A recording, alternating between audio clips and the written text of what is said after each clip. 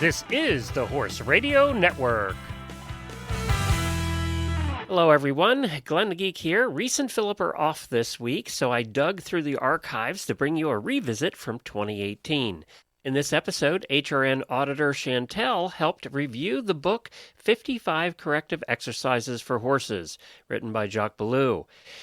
Karen Isberg of Kentucky Performance Products joined in for a great nutritional segment, and regular guest Hilary came on for the Total Saddle Fit tip. Reese and Phil will be back next week with a brand new episode. This is episode 479 of the Dressage Radio Show on the Horse Radio Network, brought to you by Kentucky Performance Products and Total Saddle Fit. Tonight, HRN auditor Chantel will help us out in our review of 55 Corrective Exercises for Horses, written by Jec Ballou. Karen Isberg from KPP joins us for a great nutritional segment, and regular guest Hilary comes on for our Total Saddle Fit tip.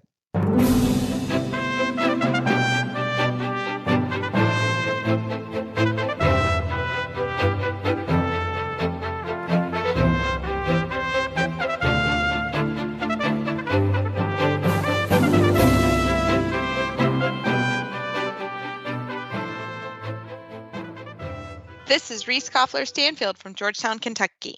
And this is Philip Parks from Rockwood, Ontario, and you're listening to the Dressage Radio Show. Well, hi, Phil. How are you? I'm doing good. I like it. The dog days of summer, I think that's what they call it. Oh, anybody that's where we all are, it's hot. It has been very hot. Yeah, it's been very hot. Monday, Tuesday was really, really bad. So we're having fun. We're training horses. We are training horses. My poor Big Mike was so sweaty. It was like the first time he really worked when it was hot, and he was like, I'm so sweaty. I'm so sweaty. He had a panic attack because he was so sweaty. Oh. I know, it was so sweet and innocent. And I was like, okay, just give me a second. I'll give you a shower. Yeah. He was a little out of sorts, poor guy, but he survived. Oh, get the hoses out. Get your ice buckets out. I know. He got the ice bucket challenge. Yeah, he was fine though. He was fine. It was just cute because he just was funny. Not sure. Yeah. He was just out of sorts because he was so hot, but it was very hot. We only rode for half an hour or something, but he was soaking wet. But anyways, so that's what we were doing. And actually that is the same day that I saw Hilary Moore-Hebert. She's coming on the show, and you can look at, it's actually a pretty sweaty selfie of Hilary and I. And we were laughing because we're like, this is probably not what we want to put up on the show notes, but we did anyways. And she was also sweaty, but we had a good time training, so it was all good. So okay, great. I know. So but yeah, we have a great show today because it is book club review day.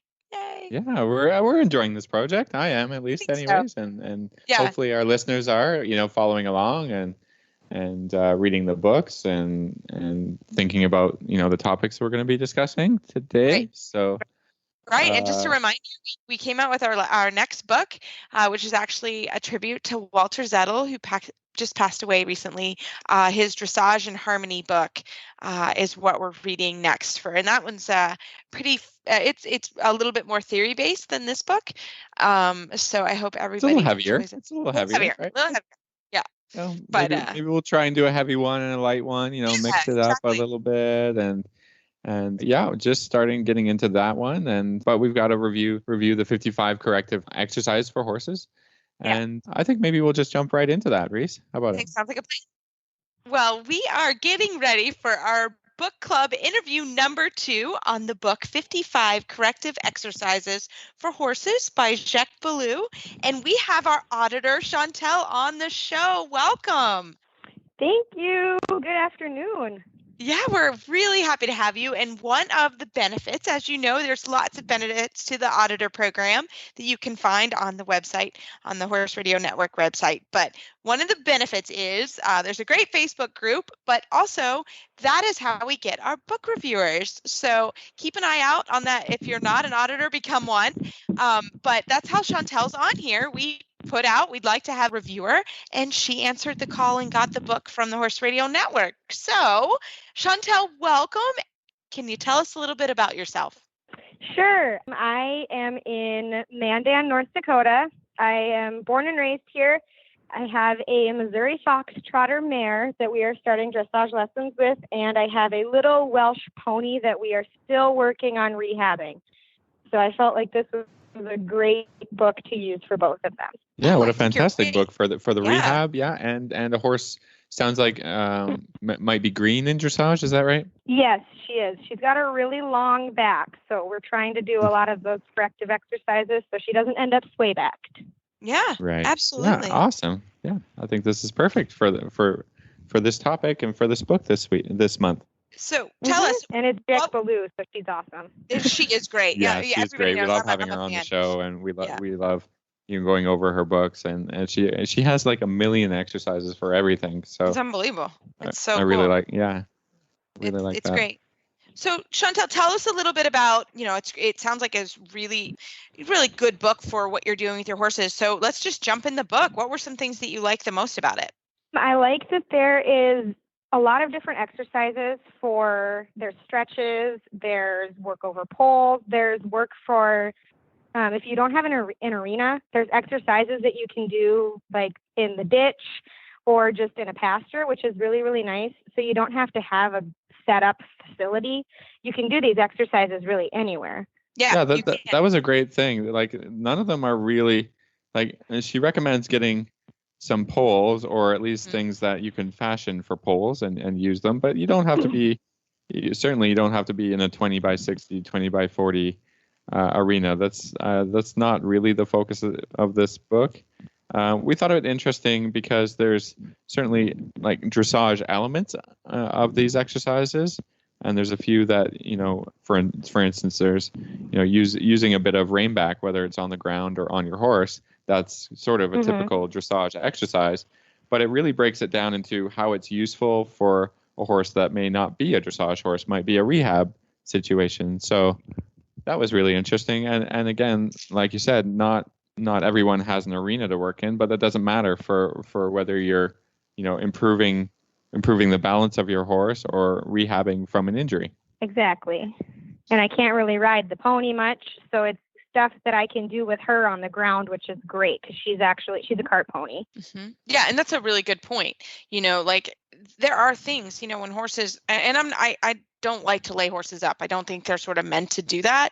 So for me, it's exactly what you're saying, like to be able to do some things on the ground to keep that horse engaged and to keep some of the muscles. And again, everything is injury specific, right? But to keep them engaged, I think was super helpful. I have to be honest, my favorite part of the book is as you read the book, there are certain segments that have routines in them. So you can basically like look up, for example, freeing up chronically stiff movements. And then she has a list of exercises that you use for that, or fix a high-headed inverted posture. And so you can go and say, that's an issue that I'm having, or my horse has a problem with their low back. There's a section for that. So it's user friendly in that sense that it's, what if they have sore feet, or what if you're re-educating a problem horse? You can go and say, oh, well, you can use exercise, and she gives you the exercise number.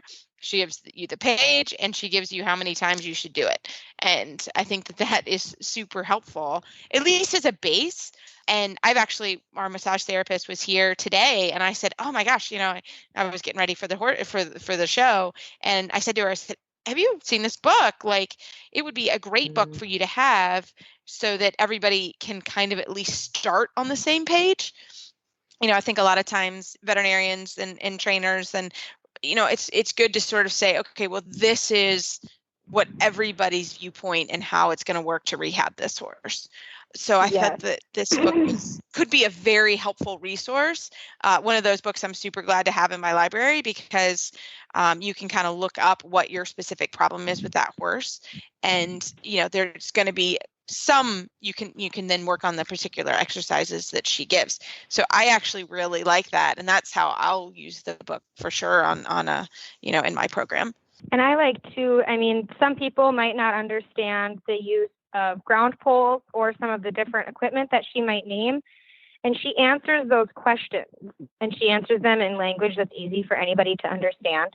Yes. And and different body parts and how every part of the horse's body is connected, which I think is great for people that this might be something new for. Right. Absolutely. You don't need any sort of pre-education to go through this book. Anyone, like, even if you've had your horse for 3 days, you can grab this book.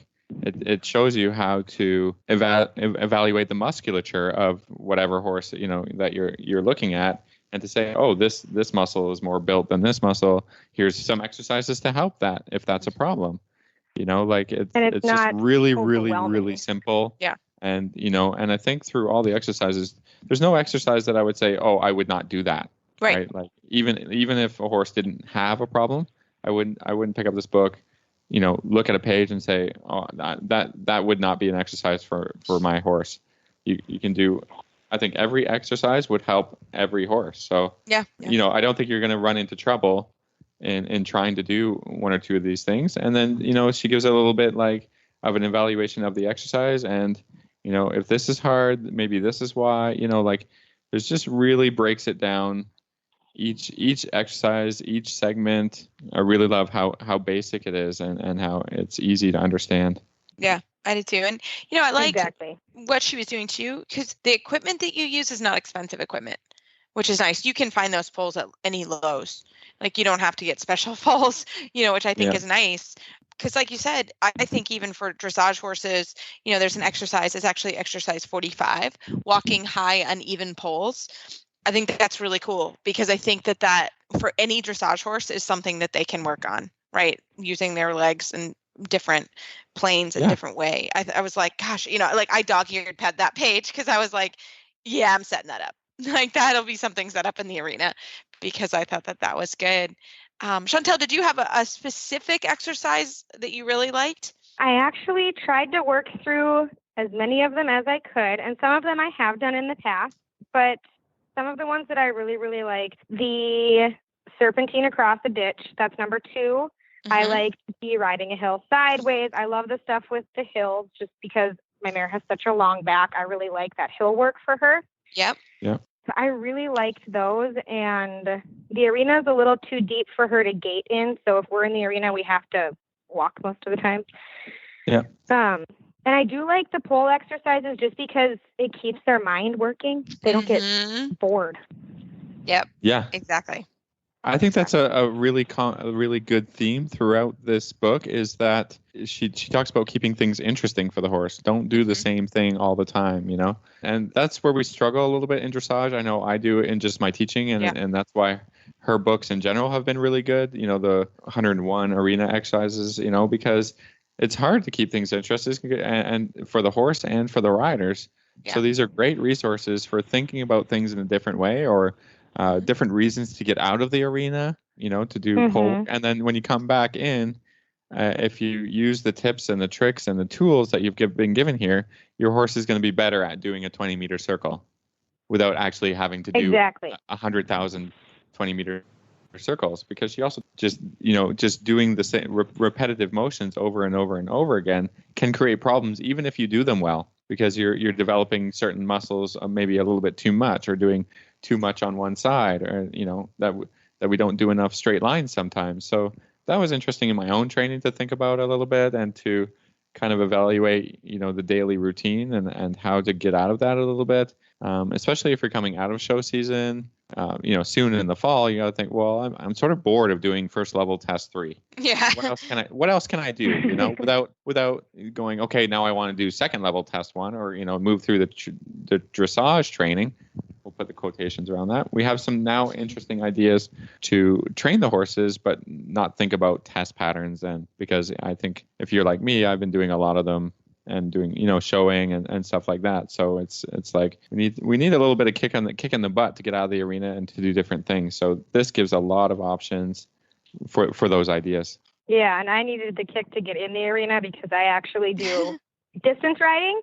Oh wow. Oh, okay. And yeah, we are just starting to really get into the cross training, and I get bored in the arena just as much as my horse does. Yeah, that's yeah, common. everybody so does. So this is nice to have exercises it's easy for me to set up the poles without it being super complicated. It's easy for me to reset them if something happens. And then after I put my riding horse back, I can walk the pony through them in hand. Yes.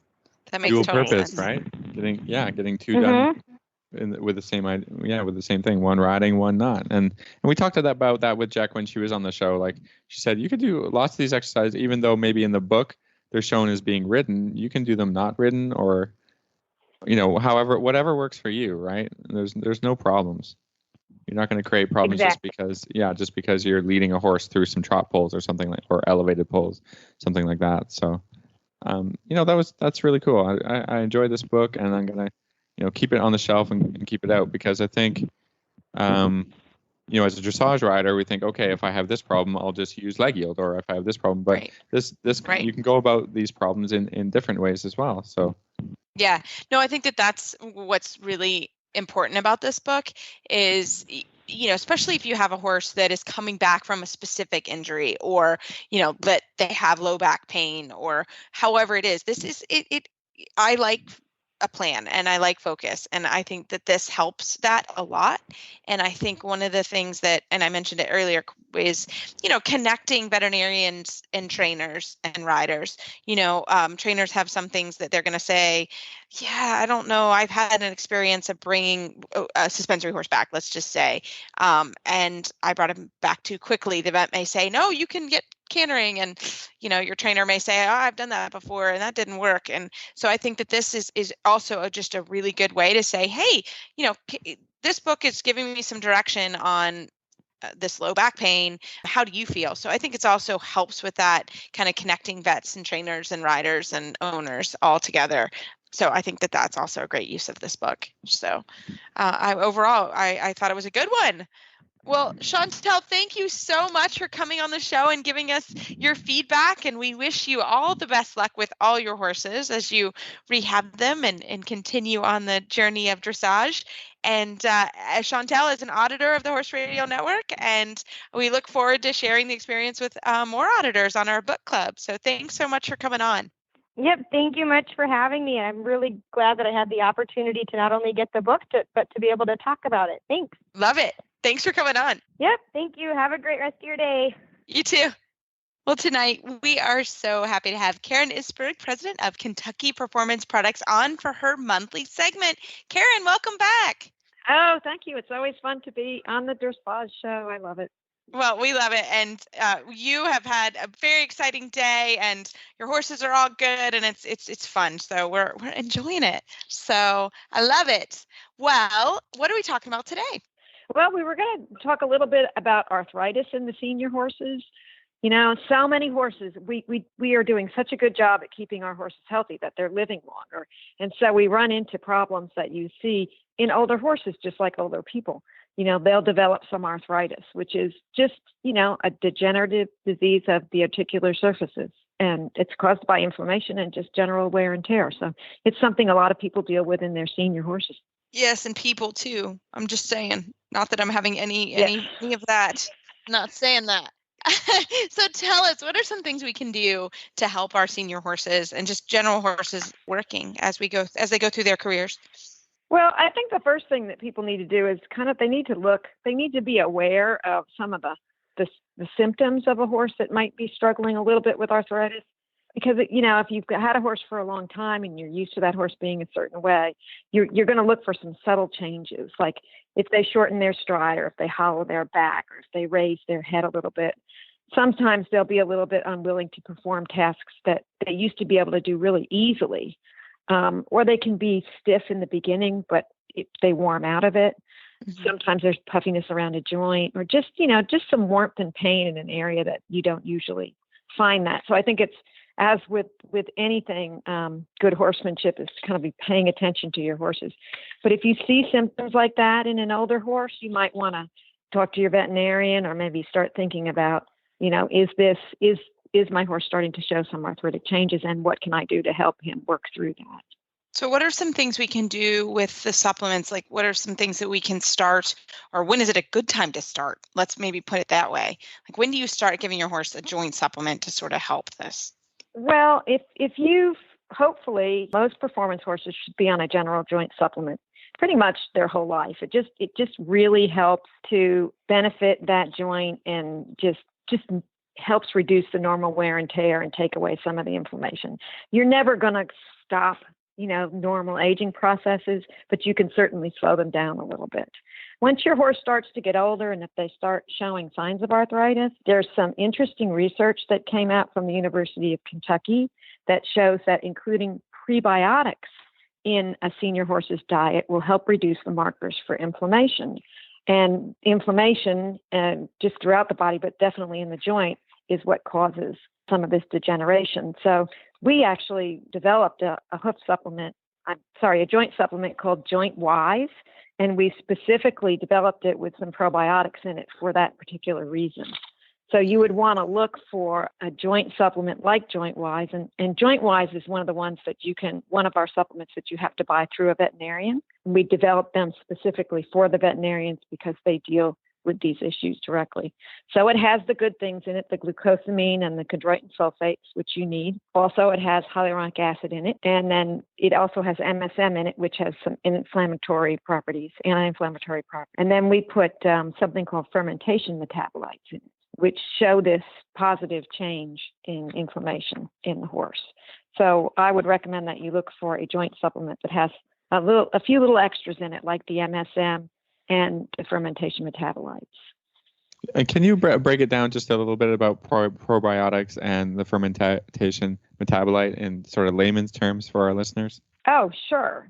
So there's prebiotics and probiotics in horses. So the probiotics are a type of nutrient that you can feed the horse. It stays viable through the entire digestive tract, and it releases nutrients to the tissues as it goes through the digestive tract. Then prebiotics are actually living yeasts and things like that will move through the digestive tract and support, again, reduced inflammation. It supports mostly the digestive tract, but the horse's digestive tract has a huge impact on their immune system in general. So if you support a robust immune system, then you can reduce inflammation in the horse. So by keeping their gut healthy, you also reduce inflammation. And like I said, the research done at the University of Kentucky showed that if you added probiotics into the senior horse's diet, it did reduce these markers for inflammation. So prebiotics, fermentation metabolites is just kind of another name for prebiotics. It's a type of prebiotics. And they include things called beta-glucans, yeasts, and MOSs, which are monooglyosaccharides. I can't ever say that word.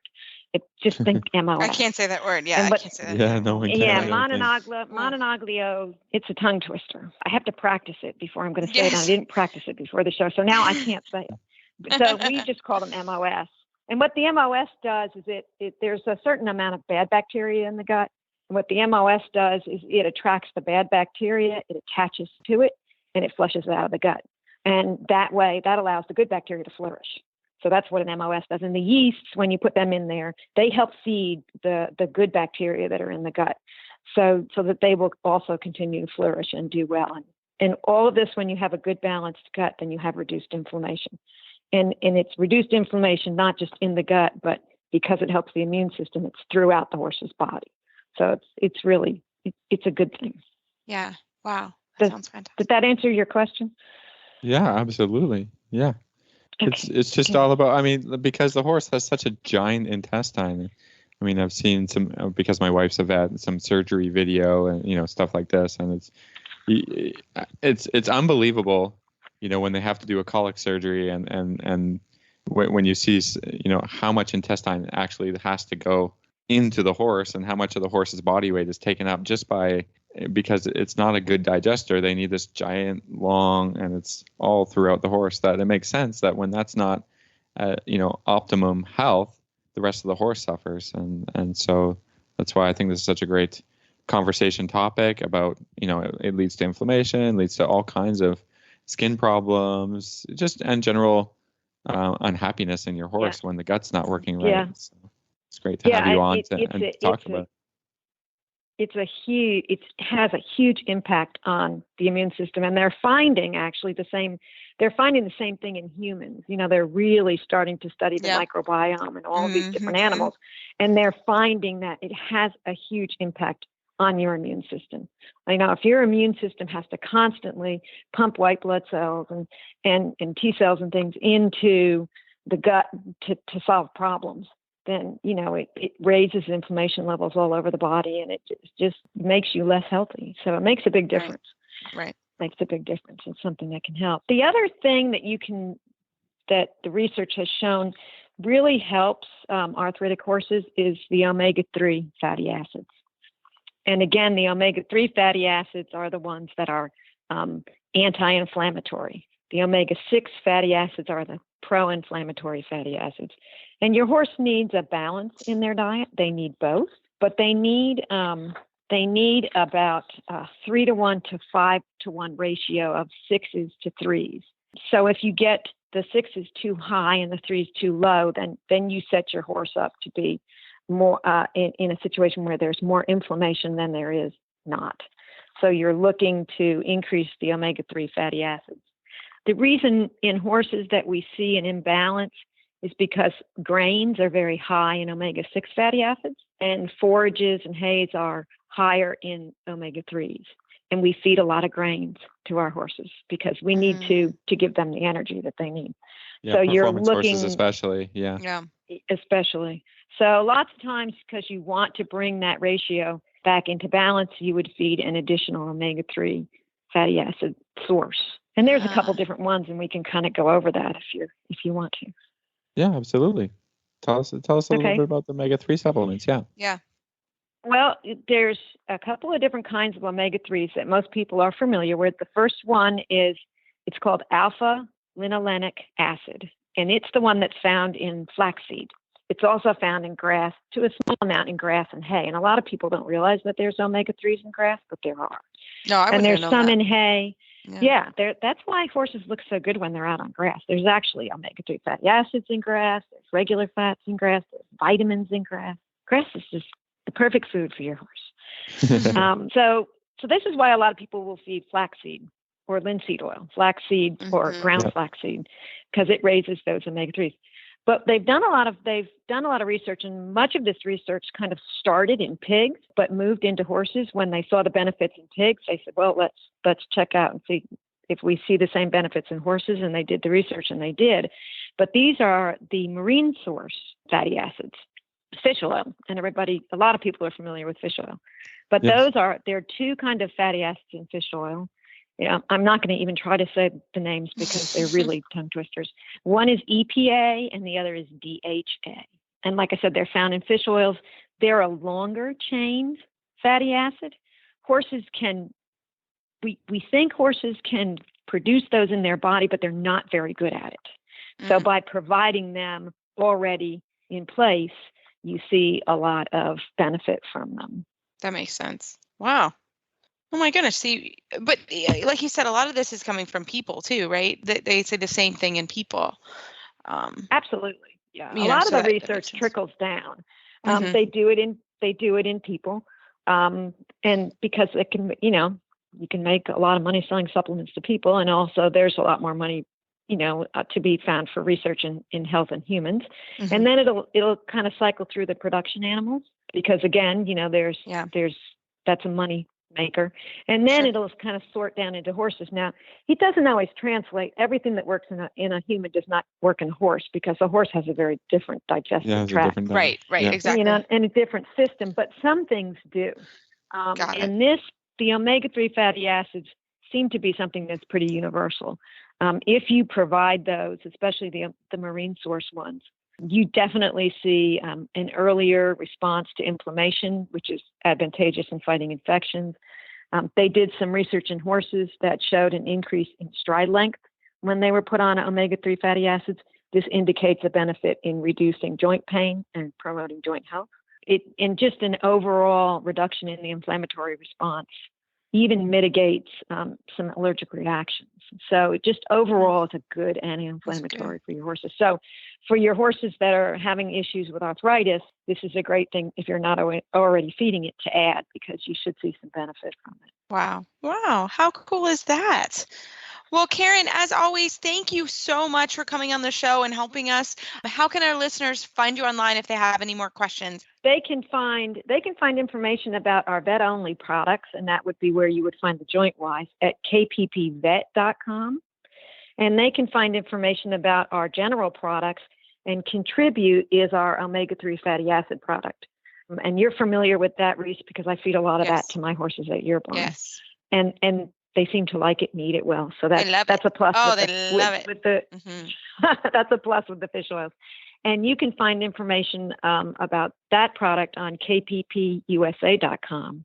And kppusa.com has an extensive library. So if you go into the search box and you punch in a word or a question, you'll get a lot of information on it. You can also call me anytime during the week, 8 to 5, Monday through Friday, at our office, 800-772-1988.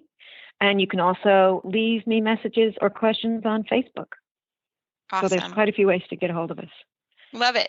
Well, Karen, thank you so much as always. We can't wait for next month. Yes, it'll be great. We'll have to think up a new thing to talk about. Yeah, for sure.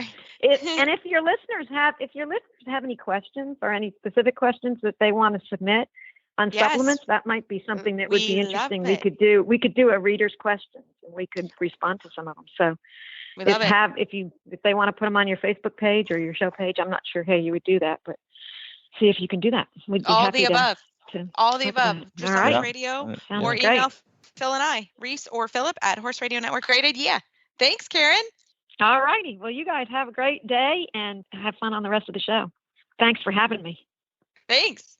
Well, Phil, I thought that was actually a great suggestion from Karen.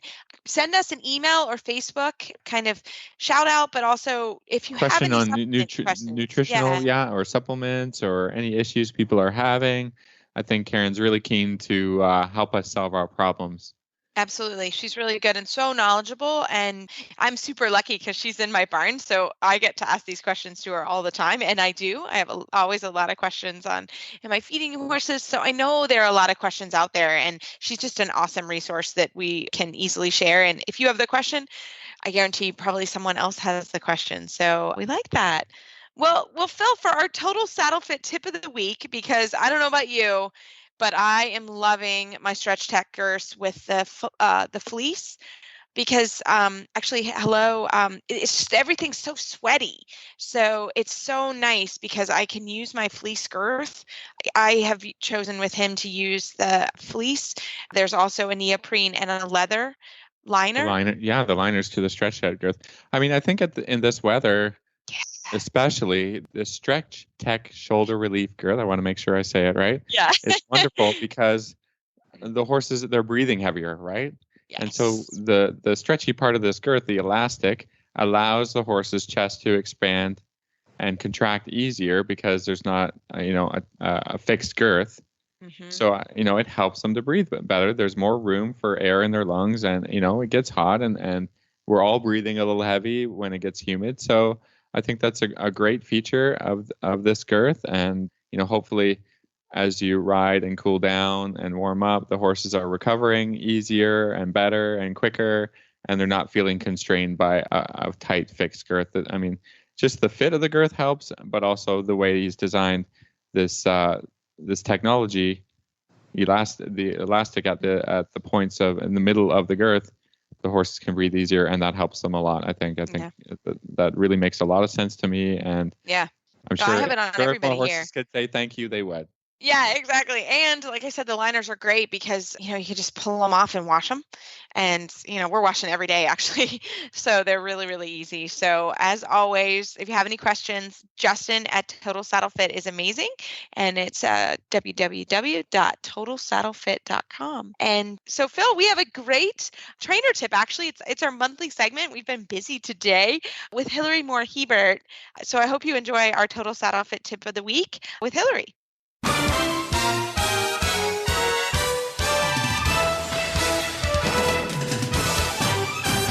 This week's dressage training tip is brought to you by Total Saddle Fit, home of the shoulder relief girth at totalsaddlefit.com. Well, for this fun segment, Hilary Moore-Hebert is back on the show. She's a dressage trainer and regular guest here on the Dressage Radio Show. Hilary, welcome back. Hi, guys. How are you?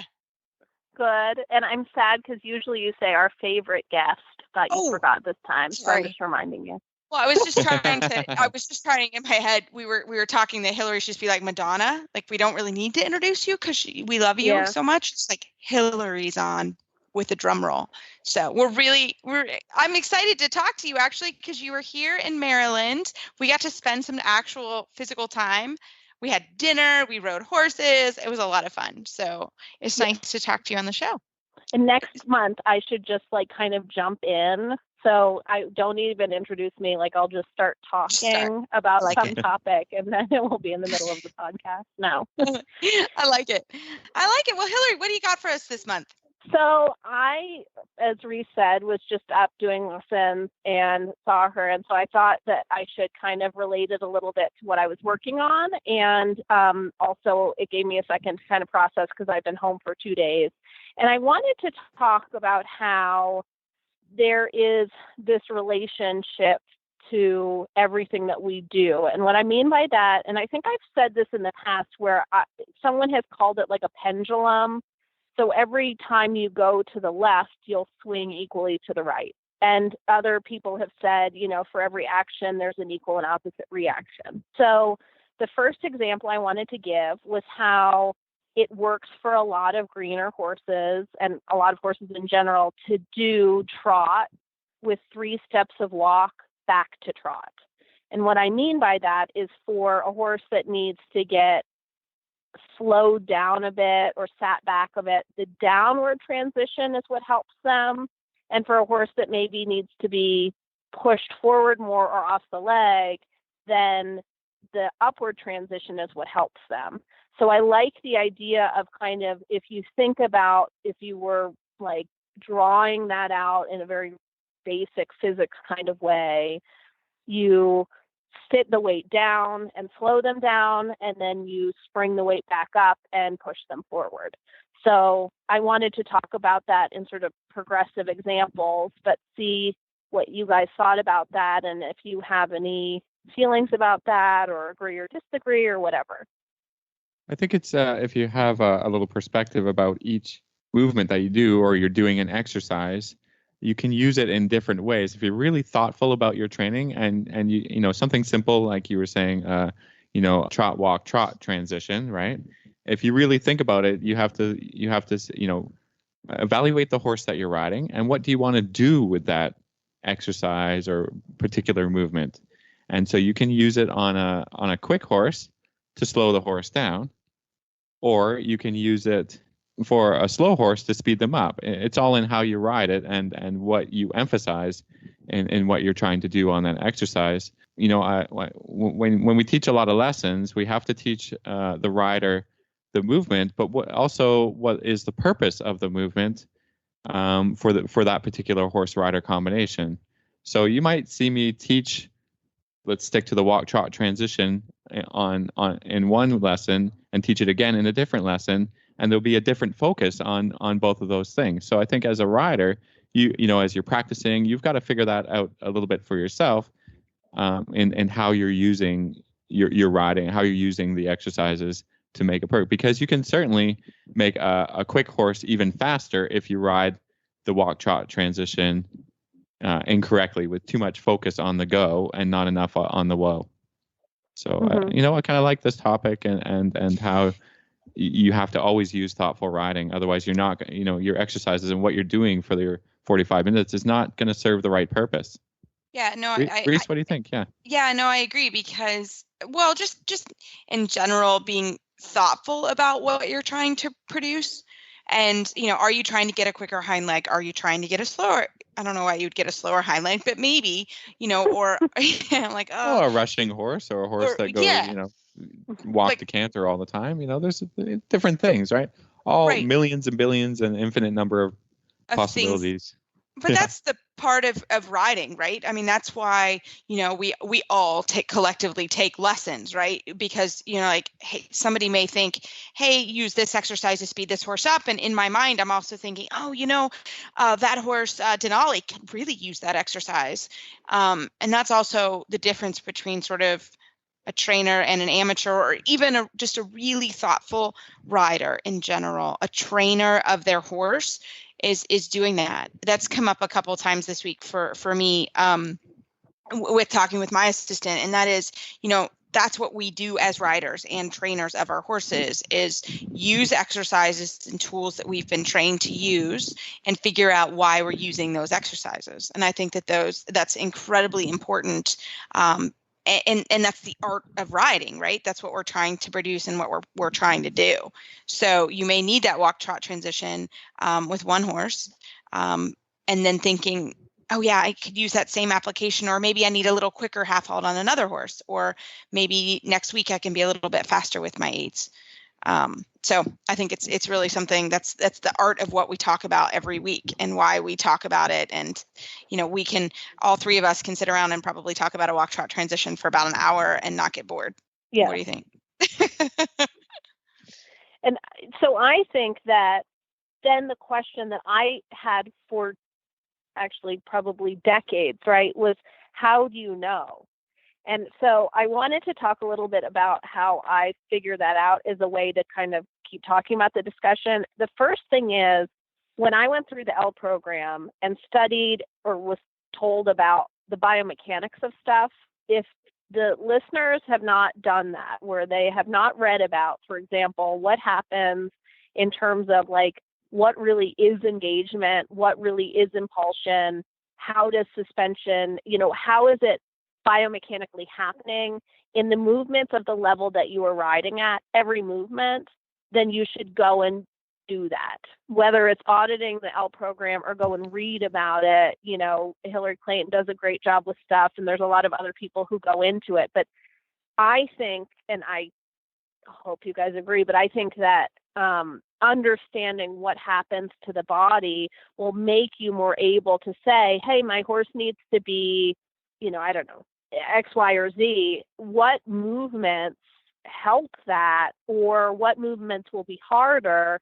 I think that's one of the first steps that really got me on a path to being able to be a thinking, effective rider and also my own trainer, so to speak, rather than just executing things I was told to do. Yeah, I mean, always the more education you can get, the better. But you have to think about the confirmation of how a horse moves, how it works, and what your expectation is before you can think about, okay, how do I achieve that, right? I think there's a lot of just, okay, my horse has done pretty well at first level. Now I want to just do second level. And you see some riders, not that it's completely wrong, but just go about trying to execute the second level movements without really thinking about a little bit the biomechanics, or what is the purpose of these movements? How is it going to help the horse get stronger and and achieve the training pyramid, the rhythm, suppleness, or why am all I of those things that go back into it. I mean, I've seen a lot of, why is my shoulder in bad? Yeah. Or what is it? What am I meant to achieve with it? Like, what will the end result be? Yeah. I always think, okay, I'm going to ride the horse. Like, you warm it up, or you begin your ride. After you warm up, you take up the reins and you achieve a straight line. And then you say, okay, now I'm going to do a series of movements on the left and the right to improve the trot. If you end up the ride and you put your horse back on the straight line, or down a center line, for instance, something just the simplest. Has the horse improved or not? Have you achieved the goals of rhythm, suppleness, impulsion, or not? Is the horse better on the contact or not, right? I think that's always sort of the check of every horse at the beginning of the ride and the end of the ride. Have you achieved something gymnastic? Is the horse trotting better? Is it reacting better? Think, what are you trying to do every day? And then I think you won't stray off the path too far. Yeah. Right. But at the end of the ride, the horse is more nervous or, falling to the side, then go about evaluating, everything you did in your ride and maybe why it didn't work. You've got to remember that, right? If you're you're typically having a problem, let's say in a shoulder in, there's probably something in the basics that it's not that complicated that you need to fix. Like, for example, check your outside rein. Is the horse on the outside rein? Are you sitting in the correct position? Is your leg in the correct position? That's the time that you got to go back and say, okay, well, this movement is basically to enhance collection. Exactly. All the movements are meant to enhance the horse, if they're not cause problems. So if it's not doing that, that's kind of what I was trying to get at. That's what I was to thinking. Constantly be evaluating that just with the basic gaits or basic transitions. Absolutely, and that's what you've got to go back. Go ahead. Well, and that's where I think, for years I said, people would say, oh, what's the hardest thing? What's the hardest thing? And I would say feel. And yes, I think that that's like the popular thing to say, but really for me, what I was meaning was I'm having a hard time with the basics. I'm having a hard time setting up the canter to get the change. So some days I can get the change and other days I can't. I don't know why. And I was thinking, well, maybe I'm asking for the change wrong. Maybe there's something wrong with what I'm doing, or my horse is unbalanced, or he's not good in the change. Let's work it over and over again. No, it's that I couldn't figure out how to repeat and achieve the canter I needed before that. And so I totally agree with what you guys are saying, because I think that's the thing is it's a more basic issue than you need. And maybe that's sort of back to the biomechanics is it that your shoulder in is bad, or is it that you don't have, the activity of the right hind in the loading phase of the trot? And is that really an issue of the shoulder in, or back to what you guys are saying, or is it really the fact that you just don't have a good trot? Right. In that region. Right. So I mean, there's a couple things there. I mean, when you're training, we'll just use the example of the flying change, because for me, the flying change is a great it's a payoff move, right? It's a move where if your preparation is perfect, your change will be perfect. It's a show me, right?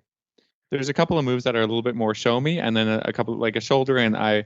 You ride many steps of shoulder in, you ride with more angle, less angle, all these things that help to develop the horse. It's a development exercise. A flying change is either you got it or you don't in that stride, right? Mm-hmm. So your preparation has to be perfect. Show me that you have good feel for preparation, for activity, for straightness, all of those check boxes. But the last thing is that you need someone on the ground. It doesn't matter how good. I think a lot of people have better feel than others, but the easiest thing, a lot of trainers will get somebody in, another trainer or just somebody to watch, or a lot of video, because it is so difficult to feel the little problems, the little issues, right? And it's so much easier to see them. That's why we have these arenas with mirrors all over them, right? Because even the best feeling rider needs a little bit of a picture of what's going on to see the small straightness issue, the small lagging of one of the hind legs, to get that show me payoff flying change. So there's no fault in having somebody, some eyes on the ground. And we've all had that horse that has great flying changes from nature, and I've had a horse that had really not great flying changes from nature. That other horse has to be much, much, much more perfect to be able to achieve that move than the one that just seemed to know it from birth. Right. All horses are different, right? So again, eyes on the ground and returning to the basics and getting, all the proper exercises leading up to that movement, whether it's, the shoulder in or the half pass or all that great stuff. Is there any other thoughts on that, Hilary? Yeah, I mean, I think it's funny with the changes that you're saying, that I like the idea of that term of that, show me move, because actually I think Reese was sitting there when I had that experience this week. Yeah. And that's exactly the thing is I was like, I am not getting the 1 tempies, and I know why, and it has nothing to do with the 1 tempies. And so then I get the canter correct, and then it's fine. And exactly like you're saying, it's not about those things. It's about whether or not you're on the right track. And I do think that that's exactly where I thrive, rightfully so, like you just said, because I think everyone does, is having someone there to say, to hold you accountable. And I think the one thing I wanted to add to that is one of the things I really find that I was saying with Shannon the last time she was here is I feel like a snappier rider when I'm in Florida. But I think some of it too is not just having eyes on the ground, but also watching other people doing it how you should be doing it. And I think that when you're surrounded by all those riders doing that like that, it's sort of back to what I'm talking about, how to get to a place where you are succeeding, whether it's studying, the biomechanics or getting more feel or having someone on the ground to get more feel. I think also too, watching good riding, whether in competition or go to the warm-up ring, make a point of who it is that you're paying attention to and surround yourself in all ways with that correctness is, to me, sort of that last idea of how to take this, question mark of how to be a effective rider and know what you're doing, is also watching other riders, listen to what trainers are saying so you can also watch from the ground as they explain something, so that you can start to process that as well when you don't have to be juggling the riding. Yeah, well, I mean, especially if you're kind of a visual learner, then you're gonna pick up on the little cues. I remember, I don't know, watching Grand Prix tests when I was, 15, say, like, I didn't even have any idea what I was looking at. But as I got educated and I started riding more and more, then I started noticing what was going on. And then, go back to another, the next summer of riding Grand Prix tests, you notice a little bit more. And that, you kind of get really interested in learning things to be able to evaluate other people's riding, not in a sort of, I know better than you, and that was no good, and that was no good, just as a matter of interest, because it is so interesting that people ride in different ways, all of these super top competitive, when you can really start to develop the intricacies and notice them in these top riders, and it becomes really much more fun to watch, right? I mean, you sit there and watch 20 Grand Prix tests, it can be pretty boring, but you can also kind of make it an educational process and make it interesting and try and emulate what's going on there, even even at home with your horse and doing, really simple things, applying these visuals to your own first level horse in a half halt, and like I said, we all learn a little bit in a different way, but there's no wrong way to learn. So we try and do as much as possible. Yeah. Dressage is the way it is, right? We can always improve on something. Like, you could watch Vallegro's test, and I'm sure they were like, I could improve the half halt here, even when he's making the world record, right? I can improve here, or this can be a little bit better, or gosh, in the future, I want to do this. That's sort of, again, going back to the fact that this is the art and the journey. It's not like show jumping when you either get over it or not, right? You can always improve and always make things a little bit better as you go through. Well, Hilary, as always, thank you so much for coming on the show. And if our listeners have any questions, how can they find you?